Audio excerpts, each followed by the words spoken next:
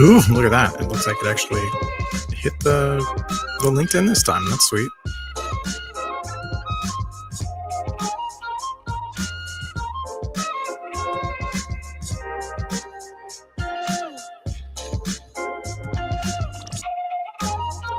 And Sean, I think I can hear you if you were talking.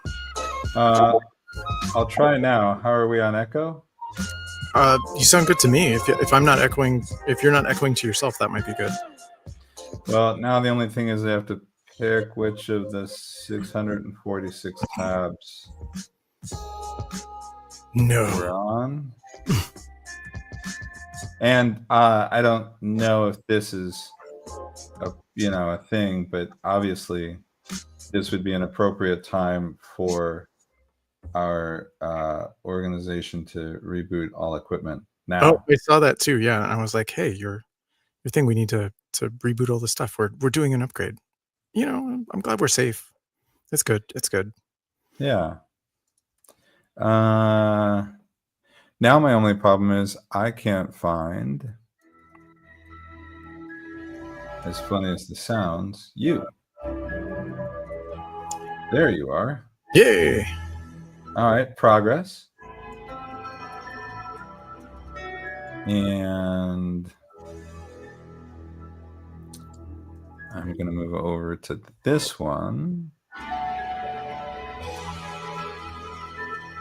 And we will do that just a little bit.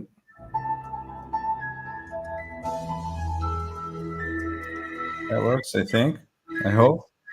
Yeah. And I think it's just you and me, so we might, this might be one of those things where we're just kind of noodling. Yeah, noodling. So I think noodling is a good thing. And then I'm like checking all my feeds here. All that stuff's working. Nobody's here anyway, so we can edit this part out, I suppose. But yeah, all my cameras are working. That's all nice. Oh, I love it when that happens. Right. I don't have 8 million cameras. I've got 2, and only one of them is plugged in currently. But it's on my list. Maybe we talk about that. I think that'd be cool. Actually, I've got ideas, thoughts, plans, streams, schemes, all sorts of things. So I would love to throw down just a couple of them on the micro end of things. And I have an idea for us to noodle with for the next one. Should we just hit the start thing? I'll hit the...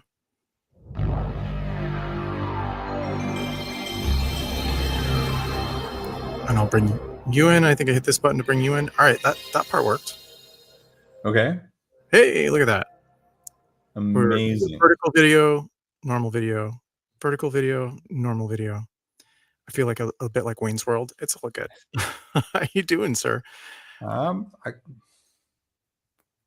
know. Yeah. Somewhere in there. As long as I can find one, we'll call it good. I think one of my favoriteest comedians who used to say, George Burns, I get up every morning, I get the newspaper, I go straight to the obituaries. If my name isn't in it, then I get my coffee. I think that's pretty good. Like try and shut down some of the deep fakes, I suppose. I wonder if George really had to worry about too much of that before, but I guess we'll never know. Right. But anyway, to those who might watch this recording later, or maybe it's just us editing this for socials or having a good time remixing some things, or for VO3 scraping maybe my YouTube feed. Who knows? Like, welcome. And this is the office hour. So I think last time we got together, Sean, we were going to talk just AI experiments, and I think that's what I'm going to do. I stuck to my guns on this one. I forced myself in classroom settings to make use of it live and jumped into the deep end. So very cool. I don't know if you've been experimenting at all in the last week. I know you were doing some CTA stuff. Um, Yeah, I looped some stuff in, but I also was going down my path on the whole idea, that series that I started with micro, mid, and macro. And so I spent some time kind of breaking down, which I'm hoping I'll get thrown out on a post, probably on LinkedIn or something tomorrow, just kind of breaking down the micro side of things for people. okay, so that's cool, like micro, mid, macro. Yeah. You wanna should we, have you shared do you wanna should we whiteboard any of this? I'm fully prepared to nerd out and whiteboard using Well, then a PowerPoint, but let me try this, and this is what I'm thinking. From a perspective of the micro, mid, and macro, kind of what I had thought about. So we had that whole thing that when we we looked at some failed prompts, and then there were some other great articles out there about the idea that one couple of challenges, right? That human attention, is the part that needs to be needed with the use of AI, and I had broken that into, well, first, for human attention, there's the micro. How does it work? What are the parts and pieces? And then that affects the mid, right? Because when we understand what it's doing, and we understand kind of a little more about how AI works, that really impacts how we prompt it and what we look for from it. And when we understand that, then we look at it a little differently in terms of what we're asking it and how much attention we pay to the results, other than, oh, yeah, this is good. Let's throw it over the fence without looking at it. And then the macro, I can't wait to do like a panel discussion with all the people looking at both the landscape of the human work and then the landscape of the how many different tools are out there, because there are gazillions in 8 million fields. But so I'm going to grab just 2 minutes, and then I'll see actually if I can beg for five. And I'll alright. see if I can bring this in on the micro, and I you was all gonna can say tell me. I'll see you 5. Well, Okay. actually, let's start 2 and then maybe we raise 5. Okay. Alright, whenever you're ready, I'll do this. I'm down. Let's Okay. see if we can 'cause this is my challenge too, and I'm always I'm in, admiration, I think, or, appreciation of your ability to distill some things, whereas I will just fill up the whole time that I'm giving. I'm like the extra fridge in the basement. So, don't let me I yak. love that. But see, I think that's why we work so well together. And it's one of the coolest things, because you will go into all of the places that I top out at and go, I can't see over the top, Ben. Why don't you help me? You go up there and experiment and let me know. So yeah, if you'll give me 5 minutes, and then possibly even on the bear with me while That I was a good share some. negotiation technique because we started at 2 and you're like, "And 5." Just like, That's cool. Well, let's do it. Let's 5." Alright, we got I 5. upped it. All Yeah, right, so you got my 5 minute counter. that was sly. Okay. Good. The micro view of AI in 5 minutes, and what I wanted to do is just mention or talk through the idea that we all use AI, but if we understood the underlying underpinning architecture just a teeny bit better. And I'm going to quote our friend Mr. Mark Scott on this. If we could explain it, it's not explaining it to the CIO or the CFO or any of those. It's explaining it to the CIO's mom or your mom, or if I could just explain the See, guts of AI, and if I don't get it right, my apologies, and feel free to cram in for me. But when we look at AI, first off, we're using a lot of different terms, right? But the simplest thing to keep in mind is all of the different terms that lead up to AI are really something that we're pretty familiar with, which is algorithms. If you take numbers 5, 10, 15, and 20 and plot them on a graph, you could draw that line and you could predict that the next number would be 25. And when we understand that the underpinning work of those projections, are software making an algorithm, suddenly we start to get a different idea of everything we're saying to ChatGPT, because we translate that idea of, what you might call machine learning. I'm processing data, and then pin that machine learning. I'm just building a trend, and throw into that, I'm just building a trend to, well, why don't that trend that we put into it is everything ever written under every circumstances ever available via any electronic means. Now what we have is a large language model, because really all it's doing is taking all of those tiny bits and chunking them in. And that's where I go, let me share the first little image that I put out there. well, So we're going to try this. And I'm going to share screen. Boy, I hope I get the right screen shared. Um, Chrome tab, window, entire screen. And we will be doing this screen. And if I'm right, what you see is this tab and this stream coming through. Is that correct?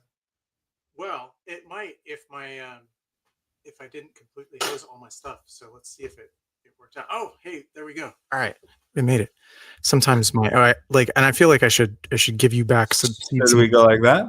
Oh, that worked. It's working. All right, I think it's working. But now I need to share the screen again, right? Yep, you'll need to share your screen again. Okay. By the way, So I'll come to back any to, newcomers up, Sean is trying to explain um, uh, low level, mid level, high level, some AI stuff that he's learned recently. By the way, all right, here we go. Here we go. There we go. Okay, so you see forest and a lot of trees. But like I said, if we look at the lowest level of how AI is working, really it's not doing anything that much different than what we think about if we're in sixth grade math class and plotting 5, 10, 15, 20. The difference is what it's doing that with is instead of 5, 10, 15, 20, at that micro level of understanding how AI works, we're looking at like every word ever written. And so in that case, then kind of when we look at an LLM, instead of just looking 5, 10, 15, 20, it's looking at the entire library of any amount of content that it can get its hands on and hearing the words that you're putting into it and then turning those words into whatever it predicts next. So when we understand that this is perfect, then yes, you're right. This is kind of looking at the branch level so that when we look at the trees level and the forest, we can kind of get more context. When we understand that AI is really just doing this, it's a whole lot different than talking to ChatGPT, right? And when we take that piece and we break it down into the next little bit, which I think a lot of people miss, is that when we do this, it's not actually looking at this is what's next. What it's doing is it's tokenizing. And we may hear those terms tokens a lot, but it's worth understanding that AI takes all of those words and all of that language and everything that it can consume, all of the data that we get it, and it chunks it. It doesn't chunk it into the words like we think of it. It chunks it into little pieces. So this might be TH, and then the next one might be IS, and the next one might be HO, and then it might be W space AI. Oh, Philip's saying you're not seeing the share. oh, it's coming Yeah. up. Don't worry, we're on a Okay.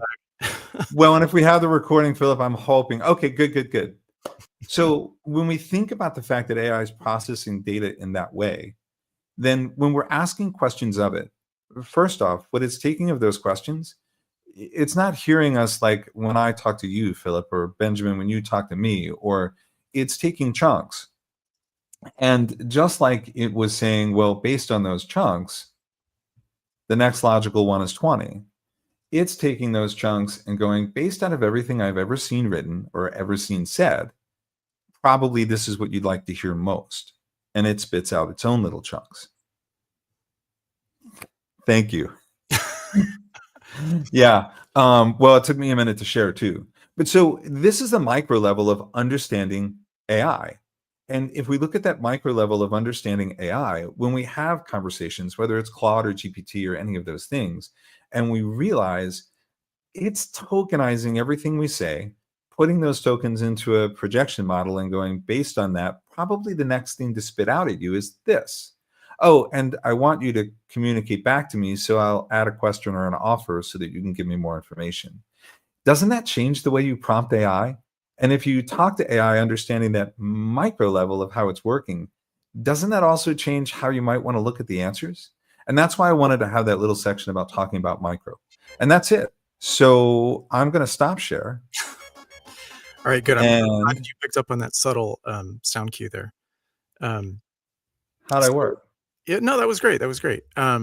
Actually, I think you did pretty good being able to summarize what took all of us, I think, collectively around the interwebs, like 2 years since the GPT-2 3 launch that first time. So here's one thing that I've definitely realized, and that I think using some of these LLMs and some of the models, especially trying to use them in a classroom setting, and just trying to, like you're doing, give people enough context to teach people how to do this stuff. Here's one thing that I feel like I've been learning along the way here is, and I'm probably going to make this into a T-shirt. Is um, we need to stop being LLMs personally. Like if we want value, right?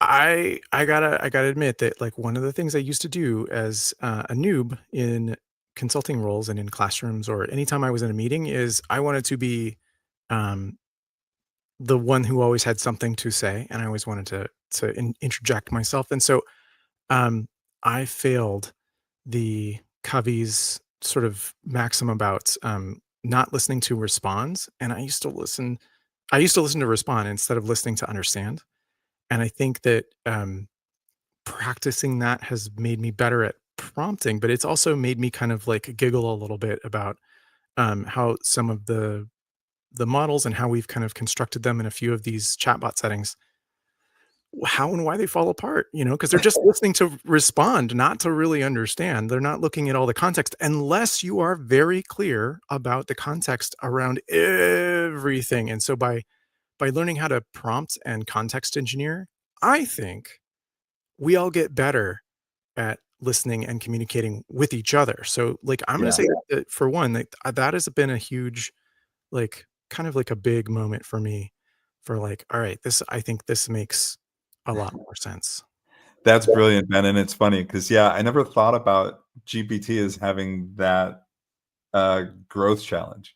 It's always listening to respond and answer back to you, so it's, like, anxiously waiting to, "Wait, can I get you to wait, what about the hey, can I?" Right? Uh, yeah. So, I'm seeing I saw Phil here, it was like, he was asking, like, the question, "Oh, not wrong one." Let me go down here. There was a, "Should we" and where did it go? I'm like, "Come on now. Come on, StreamYard. Get it for me. Get it." Jerry says, "Do they give me special content if we're polite?" Yeah, yeah, and I was, like, wouldn't looking for that because I can see it on, like, and for context, ladies and gents, like, I'm currently, like, trying to do this thing where I'm, like, going back and forth between all the things, and we're trying to stream to multiple sources. Anyway, you guys aren't interested, but sometimes your chat shows up in one window, sometimes it shows up in another window, other times it doesn't show up at all until like later.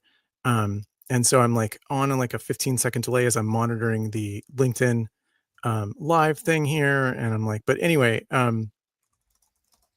Phil asked a really good question, which was, do we need to say please and thank you when we prompt? And I'm going to actually argue that the answer is, well, I think depending on how you want it to respond back to, because again, like Sean said, it's a predictive engine, and I think that if you say please and thank you, that it gives you a better answer, not because robot overlords sort of like you needed to be polite to them, um, but I think because it's all predictive, right? And it it's doing a bit. Right? Like when Sean and I are doing bits on our thing, right? We're like playing characters, right? And we do that because it's a trope and it's like a way for us to kind of quickly get a bit or a concept across to people, right? By doing a bit or a character or kind of a theme or a trope, right? When you say please and thank you to these things as part of your prompt, it also matters that you have decent grammar construction, I think, in some of the models, not all of them, I will say, because it doesn't care about whether you're polite or not, but it tends to be, at least in my experience, that if you provide it with a fully constructed sentence and you're saying please and thank you, and you're using sort of all of the things that you would do if you were a director in a movie, and you're like, all right, you're this character, right? And you're doing the whole thing, and you're trying to get them to do a little bit of method acting. By them, I mean the LLM. And by giving it all of those things as part of a prompt, it's better at tokenizing each one of those little bits of context, as we say, adds to the context, and it gives you all of this useful information as it's kind of trying to predictively not understand, but generate what it thinks you want to hear. And so it's going to look for similar constructions of language. Those tend to be better thought out versus really terse, awful Reddit threads, right? And so if you're rude and nasty to it, it's going to give you the rude and nasty, dirty internet version in return. And it's not going to give you as much useful information back. Yeah. At least that's what what I've been finding. And if you start to dig into how these models are constructed, that's the please and thank you just goes part and parcel because that's how we as humans communicate, and the models are all built on how we communicate with each other. Yeah. And back to that micro angle, if you say please and thank you, then if you look at it kind of like a, like a chart, like you would any other, basic 10, 15, 20, what comes next, probably 25, it probably will be equally polite to you in its next words out, right? It'll follow the style that you're giving it, based on those pieces. But and Ben, I want to ask you, because when we started, or right before we went live, you were talking about when we went live last week. I think we were talking about noodling with other ways to experiment with it, and we were talking about that specifically in the teaching realm. And you were saying, "Hey, I'm noodling with it and have been experimenting with it in my classes." Yeah. How Yeah. was that? And what So, did that turn out like? okay. So, I've had, I think I've had mixed results here, and I'm going to go ahead and see if I can get my screen share to work properly here and add it. Let's see. Fingers crossed, everybody. And while he's setting up share, I will sneak in the apology for both of us. I know we had said one time and then found out that it was another, but hopefully when we record this, we'll post it again and we'll set up another that goes a little digs a little deeper into it. Right. I So was yeah, if definitely, anyone's catching it later. I was definitely like, going back through our logs. And by the way, folks, like background stuff, we had echoes and all kinds of other stuff. And so we were just trying to figure out how to go live at all. It was not great. So, um, let's see if I can get this thing on screen with the share here. No, it's news layout. Nope.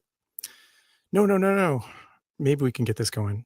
You had this. Hey, there we go. All right. This was not the particular thing that I wanted. But what I did want to kind of show off was let me grab.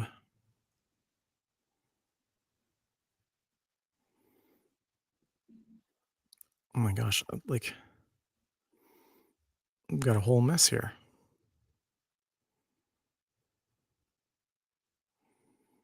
You know, teaching a couple of different classes last week and the week before, and one of the things that I had put together was I was teaching performance analytics advanced, and I had a lot of I had the kind of classic teacher's dilemma where I had a lot of folks that were brand new and had not much context to work with, and so they were they were struggling to catch up, and I was getting them through these advanced labs. But then I had one part of the cohort who was just off the charts great, and they were really quite advanced at this, right? Um, Echo chamber, Phil, yes and no, but like I want to come back to that. Yeah, I was saying let's circle back to that one and I'll highlight it in a second because that's a great point. I want to, yeah, I definitely want to. Boop boop boop boop. I want to come back to that. And nope, nope, nope. Gosh, this is me being. Oh, here we go. Not prepared for this session today. I'm all out of sorts. Um, anyway, so before I share this here, I'm going to pull this back to us and kind of set up the story here. So teaching PAA, I was like, all right, I'm going to find a way to use this in the classroom somehow, aside from just like kind of doing the thing that Sean was doing. And I've gotten pretty decent at being able to explain how this stuff works in the background enough to let people go, okay, I kind of get it now. And we're getting a little bit better at prompting and prompt engineering and context engineering and so on. We can always be better at that. But one thing that I did have was I had newbie students, I had advanced students, and we're going through labs. And one of the things, if you've ever taken one of my classes, folks, is that I like to give people options, right? I want to be able to talk about all the things that are possible. And oftentimes I will want to talk through ideas and build stuff on the fly. And sometimes we can rabbit hole and sometimes we can't. Cut to day two, and I've got people that are still working on some of these labs. And then I've got a bunch of people that have, as one does, gone through and read ahead. I do this too in classes and finished all their labs and or have finished labs early and they want more stuff to do and I don't want to disappoint people. I don't want people to get bored. Obviously, I'm ADHD AF, right? Like I'm constantly like, "All right, guys, look at this." And like, "Look at this." And keep all of the different like let's right? And we're trying to keep interested in and still on task, right? Um so I was like, "All right, what if what if I put myself in a place where I wanted to really use this and build something now?" And I thought, let's vibe lab for a minute, right? Um, and you're like, vibe lab, what's that? It's this kind of thing that I was joking about, but it's like rather than vibe coding, but what if we could create a lab? And a lab for folks that don't know is like an exercise that you do to practice stuff. And I was like, okay, well, let's try this. Let's try creating a challenge lab together. And so my class and I, we started prompting through some of the models and just to see if we could get it to build kind of a ServiceNow-esque, or honestly, it's not just ServiceNow. A lot of companies, like if you've done education anywhere, we kind of do this. Sean, you were going to interject. This is the part where I'm going to say, is this the part where you want to share what you've got on your screen? That's the prompt. Yes, thank you. God, I'm glad you're here. I can do Um, that, or I can hit this button here and see if this works. all right, let's see if that works. All right, hey, it worked. There it is. Yay. Okay, so we tried a couple of prompts, and if I can in a minute here, well, I'll see if I can pull up the prompts without getting too crazy. But honestly, this was nothing wild, I will say. This was wrong window. Yep. Okay, so no, wrong one. So here's my prompt. And I was just thinking, like, okay, so we're giving it context. And beforehand, I'd also one of the things that I will often do is show people, okay, well, you can ask the model that you're talking um, to give you a cheat sheet, right? So you can always ask ChatGPT to give you a cheat sheet, right? You're an instructor who wants to teach others how to build a very effective ChatGPT prompt, Well, right? and to that point, I think this actually gets to Philip's point or question. When you talked to that idea, LLMs are an echo chamber. How do we make it more critical? It seems like one of the things that a lot of times we so often do, we'll go, I want you to do this. Sometimes people will go, I want you to do this for this audience. But they miss that other piece, which is the part that you've got in the beginning of this prompt. It's so often, even when we think of story scripting, right? We Hmm. go, Oh I man, user want, stories. We did that in SMP. We used it again. We yeah, used as a Mike who, Cohen's right? goat prompter.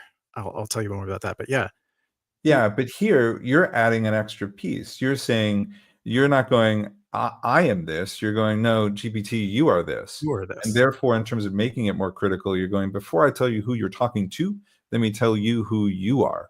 And you play that role for me to be more critical, to be more X. Now the audience is a group of students that are based on this. And that, I think, yeah. So, Philip, I hope that gives a little angle on this. And I'm more than happy to just like give you what it output here, but you could do this yourself right Mhm. now, right? And what I love is it gives you like here's some things too. This is one of those wild things that I forget that I know as an instructor is not just a slide, but a cheat sheet, or we call them job aids, baby. And if you're a student, you don't know that something is a job aid, right? But instructional designers, you guys all know the lingo. We all create these beautiful one pagers, right? They get laminated. The LLM knows. So you give it that and it even formats it as if it were, right? And I was like, beautiful. Thank you. Um, but when we did this for this lab example, here's one of the prompts that we used. And look at that. It's beautiful, no? I will copy this here for you, I love it. and I'll put that into the chat too. And also, this is something I learned from Chris Hansen. If y'all know, you know, who helps run our what used to be Core Tools, now our internal sort of management for our some of our internal LLM systems here with L&D or GLD. And you learn really quickly, like, okay, if you give it a URL, um, sometimes you have to ask the LLM afterwards. And there's some funny examples in these where, did you even read the URL? Did you go and actually look? Because it will look at this, and like Sean was saying, it's guessing because it's like tokenizing this whole URL.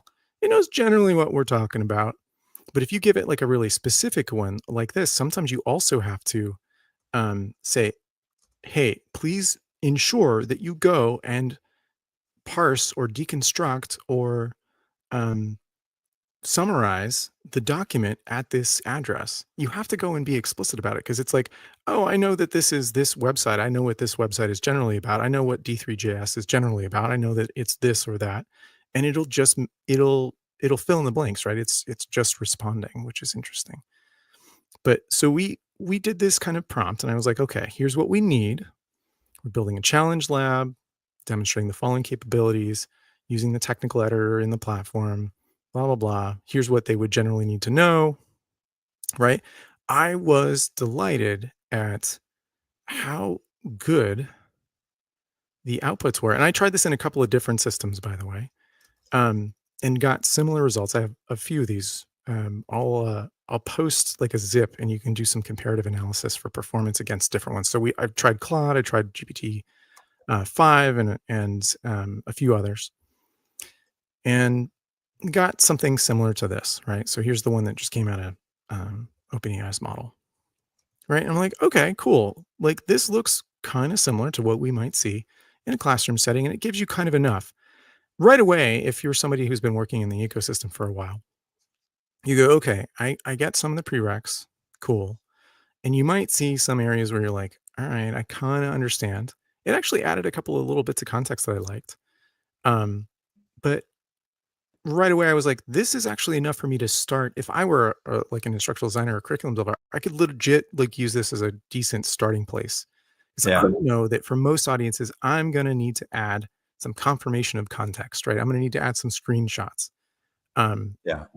so there were a couple places where it was like doing stuff that doesn't exist anymore or was not quite correct, right? Because it's also scraping some community content and other things. But I was like, man, this was good. And actually, we had a bit of a delight. My advanced students in that class and I picking through and trying to do some of this, right? And we all kind of stopped at the same places, and we're like, oh, you know what? Actually, in order to do this next part, where I'm like, create a simple host component for the SVG here that we're going to create.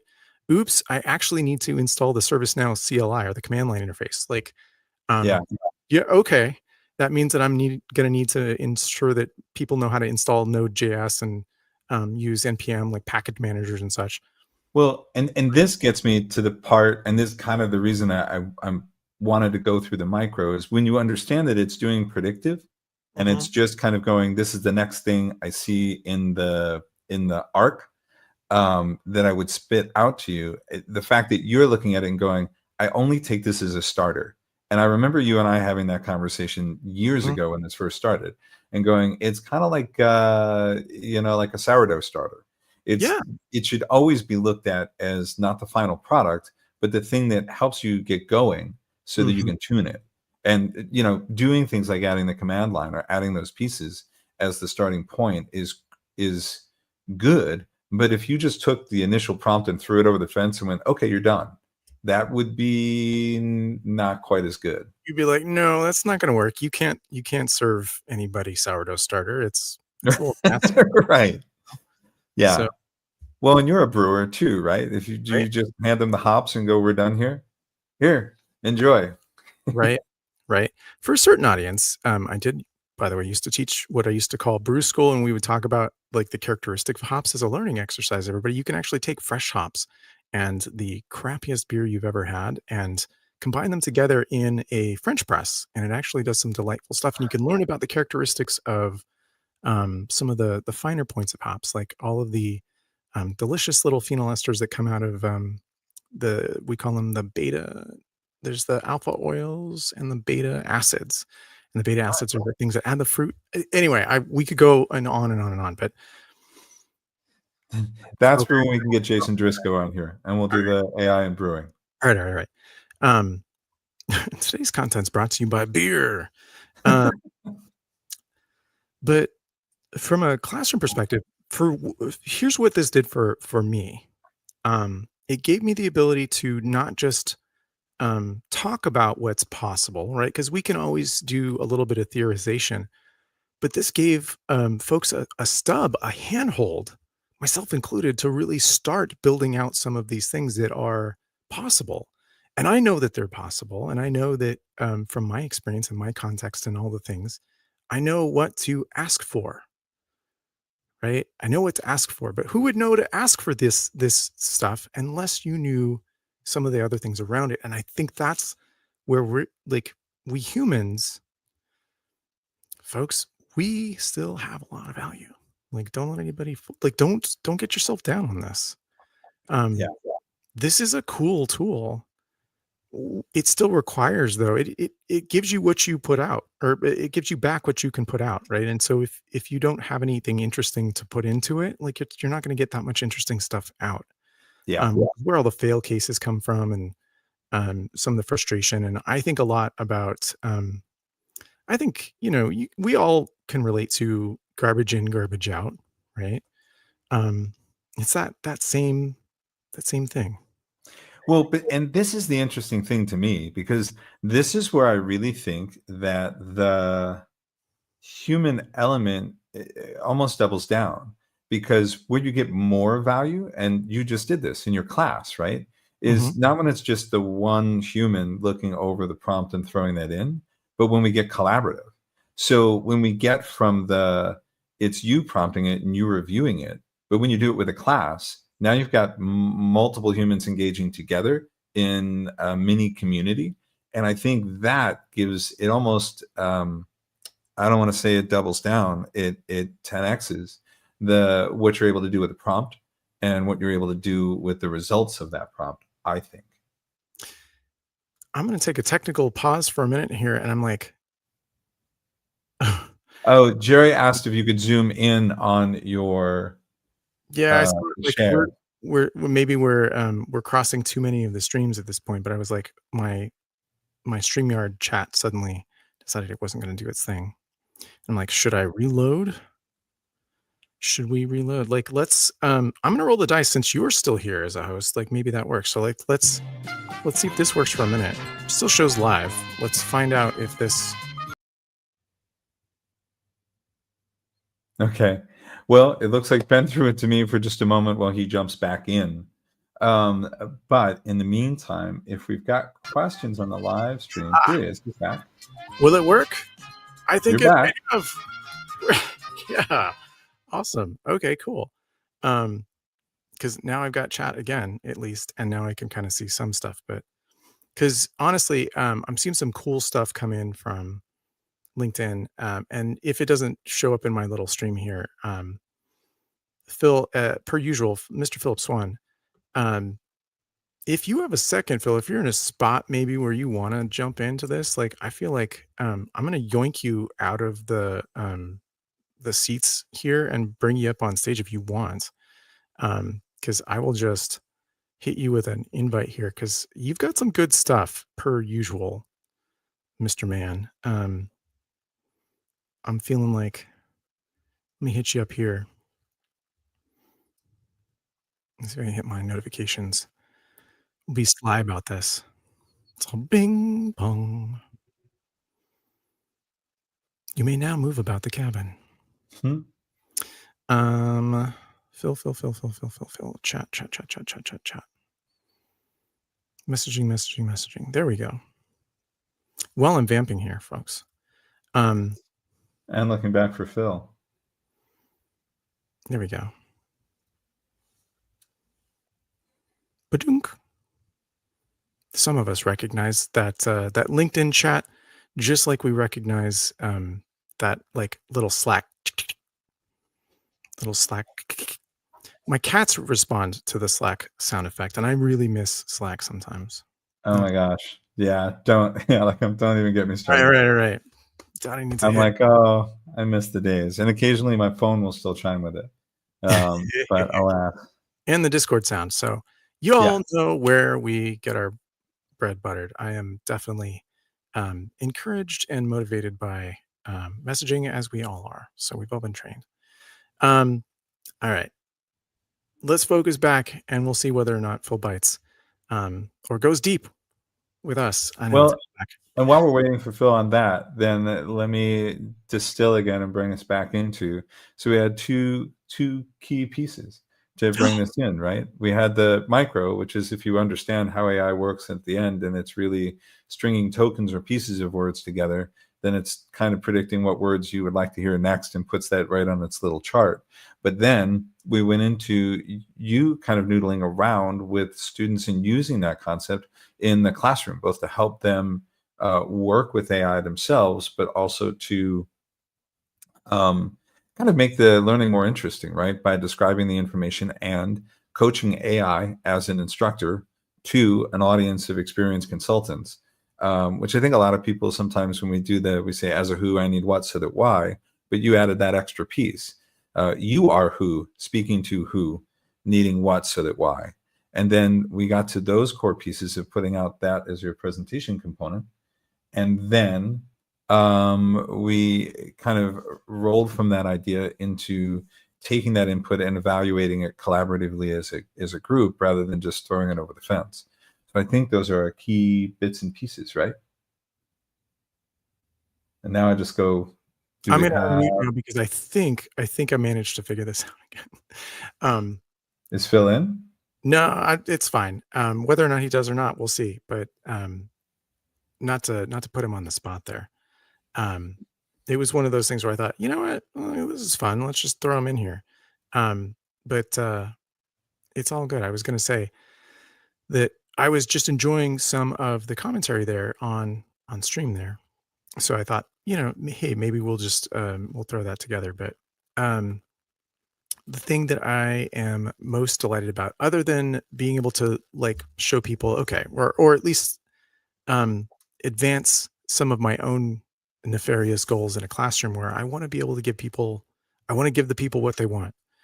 Um, that was one thing, but it also required, you know, I think a little bit of creativity on my part and a little bit of practice. Mhm. And it was also fun to involve people that were interested in mucking about with this stuff. The other way that I've been trying to use some of this in the classroom is more around some of the ways that I facilitate my sort of bonkers style, right? I want more sound effects. I want more fun video effects. I want more kind of like little silly moments to bring in, stuff like this.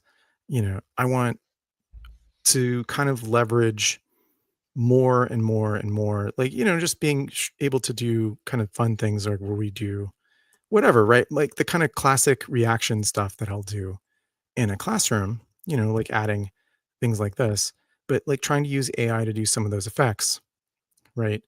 Um, for emphasis, um, which is the canonical pronunciation, I think, for that, right? Um, yeah, more unicorns, more. We need more unicorns, and bringing them through. So one of the other things that I started doing in the background to try and add some of this stuff was playing around with VO3, which I think is a whole separate thing about more about facilitation techniques that involve using AI to kind of turn it up more to 11 because I think we're in an attention economy. I think nobody disagrees that the currency of the moment is attention. Full Is stop. this the time that I pull my phone? I go, oh, sorry, what? What? Yeah. What were you saying? I'm sorry. Or like the the currency of the moment is attention. And you're like, wait a minute, hold on. I think somebody's calling me right now. and you're like, oh, okay. Like, but we have to do all these little things. And I know that one of the funny things about this too is that this is all going to get clipped out because the AI also knows what we like. Um, true facts, folks. When this gets recorded, one of the fun things about the current platform we're using is that it will try to pick out a bunch of stuff and throw it up in vertical video, and so we can throw it on Reels or on LinkedIn or on uh, TikTok or whatever, because all of our brains are broken. Hmm.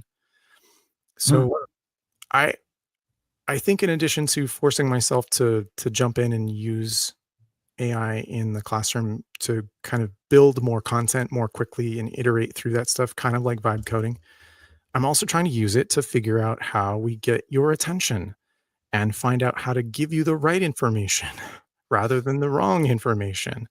And think and find ways to maybe make things more distillable. Well, and I think that to me, the thing that I'd love to see, and I don't know if this is, I wonder if AI can do this or whether it's self-discipline or what. But with that attention, what I notice is it is becoming vanishingly smaller and smaller and smaller and smaller and microscopic. And that makes me wonder, do we use AI to either teach people how to stretch that back out again and give them the focus that's longer? Or do we use that for uh, just capturing their attention regardless of whether they want to do it in mere seconds, or do we just kind of pander to that, let's make it, trim it down into mere seconds? There's a great post on that, and Pasquale, I really loved it, that he pointed out that idea. And I know, Ben, you and I talked about it a long time ago. There was a podcast, Manoush Zomorodi, who talked about boredom and that creation only happened if there was a long enough period. So yeah, I wonder. In the meantime, I'm sorry, Philip says, Oh, yeah, so "Did we that's say please that and was thank you that and was the promote?" delay I think that we got from the transatlantic cable, ladies and gents. So So Philip's back.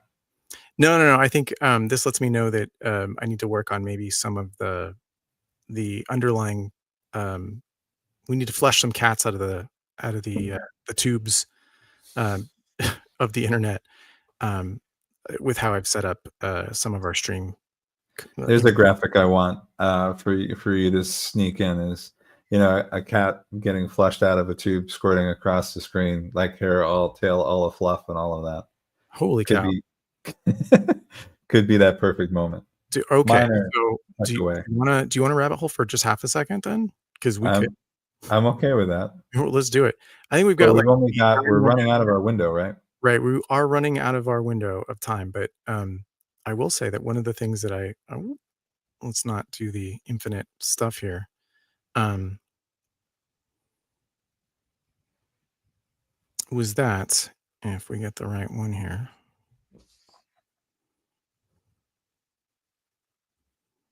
Nope, nope, nope, nope, nope, nope, nope, nope, nope, nope.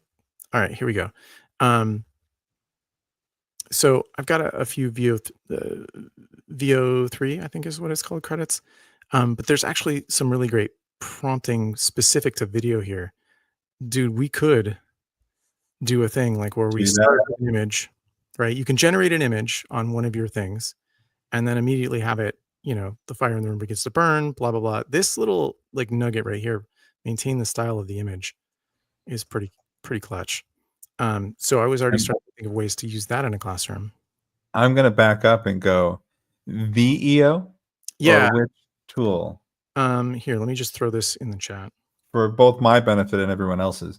I've heard all the talk of Nano Banana and played with it. I've played with GPT-5's image, and it's kind of cool. I played, of course, with Mark Scott's image stuff too, which is also fun. Right. Um, And I think I'll let everybody know that at K25, a lot of the stuff in my talks for knowledge were I generated a bunch of this stuff in uh, what's the word? Oh, yeah, in not Nano Banana, but anyway, using LLMs in the background. So did a lot of that stuff and learned a lot just about how the differences between the um, the image generation platforms are different prompting styles and methods than the large language models that you're looking for different kinds of outputs and the music ones, the sound ones are very different as well. that's a whole other can of worms. And there's ways to get them to talk to each other, but if you provide some of the translation, right? So it's interesting to see some of the prompts between ChatGPT when it's talking to the image generator. Wow. It uses like uppercase to yell at it, and other things. So we can get we can do a rabbit hole on MCPs a little bit later, I think.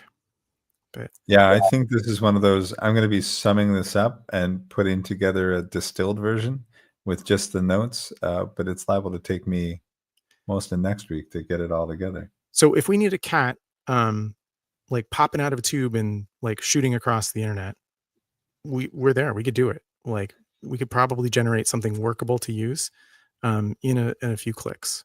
Is what I'm saying. Um, and I know I've been kvetching for a long time about the fact that uh, the intros and a lot of the the interstitials and the little we call them um, stings or stingers, like that do the transitions that I've got on my like that I have them all for my own personal streaming setup in my classroom, but I keep forgetting to do ours, like the together one. So we need to generate some fun images of you and I, and then do some video, so we can have like fun intros and outros. Um, and maybe we use AI to generate a good um like outro music, because I've got the one that I licensed. I paid a creator to do, like it's the one that I use for my intro. Um, Mhm. because it's like this one. It's like the like which is Yeah, yeah. Let me just kill that one. So I've got the outro music for that, but yeah, maybe we need to do one together. I like it. I'm in. Maybe we You do know, it I'm together usually in on for most of the craziness that we get to noodle with together. So maybe for the teaching version, the catalytic collab here that we do together with groups. Like make sure you follow Sean for that. Um, Maybe we talk about how to generate some of these assets to use for folks that are doing classroom work who want to keep people engaged and also be modern or feel like they're speaking to this moment, you know. I like this. So super short, super tight, just a little bit catch the hook. And maybe that's another one for us, which is so we got the bits and pieces that work together to make AI do its thing, but now maybe it's plugging those little bits that get together to make it consistent for learning purposes. Um, can we use those little 8-second attention hooks? I love looking at VO3 and going, that's not that bad for 8 seconds of video to put together and noodle with. That's perfect. So we're down to our last 4 minutes. So then our question is to ask everybody else, what are we doing next? What do you want to see? And what other bits do you have? And what do we close with, Ben? Well, I think we ask the people what they want, right? Get in the I like it. comments, engage with us. You guys know the secret. Like this is not look from time immemorial here. I think a lot of us. Oh, shoot, was the wrong person. You got the wrong guy up there. Dang it. It's because I made you the host here for Don't the make me the host. oh dang it. Anyway, I guess we'll just do this one. So we'll do this again, guys. Since time immemorial, back in the day, we know that attention is the true metric. It's the thing that everybody plays on. So we know that if we want anything, we got to get you guys to engage with us, and by engaging in the comments and letting us know what it is you want to see, well, then you get more of what you want to see. Um, it's that same kind of entreaties that I've been making. If you've taken in one of my classes in a long time, let people know, like your comments, while not maybe read line for line by everybody, like when you take a class, but if you have a survey and you have comments, you're way more likely to be paid attention to than somebody that just leaves a bad review or even a great review. Right? It's the comments that let Agreed. people know whether or not you were paying attention, because it takes time, and time equals attention, and attention more than just a few nanoseconds. I think it's what is it, 7 or 8 seconds now, our human time frame. That equals friction, and we know that you have to put effort in to get friction and to use that attention to write some comments, and that means that you care, and we want to hear from you. So let us know what you want to hear about. If you're an instructor and want to know how to use AI or any of this, the automation in the classroom better, let us know. If you want, if you're a student and you're frustrated and trying to figure out how do I learn to use this stuff better to learn, right? Because that's what Sean and I are constantly fighting with, right? We're experts at learning and then trying to teach other people. And I think that maybe we have something to offer in terms of like if there's something you want to learn, let us know and we can kind of walk through how we would try to learn it. Yeah, I love that idea. Oh, Ooh, I like getting a moral to the story at the end. Like that's always nice. thank you, Estella. That's perfect. Well, and Estella, apologies. Some of that's because we had different both times on the schedule versus times we were posting on the LinkedIn. So no slight on you on being late. We were early. They moved all my cheese and I didn't know where to schedule the things and I wasn't sure between the time zones where we were going to be. So we just sort of defaulted. So thank you for being here at all. Yeah. We love you guys. All right. I think that's going to do it for us, right? We'll I uh, think so. we'll peace out and see you guys next time. And yeah, I'm gonna press the outro music that we paid for so many years ago. Um, like take that. Um, well, you know who I'm talking to.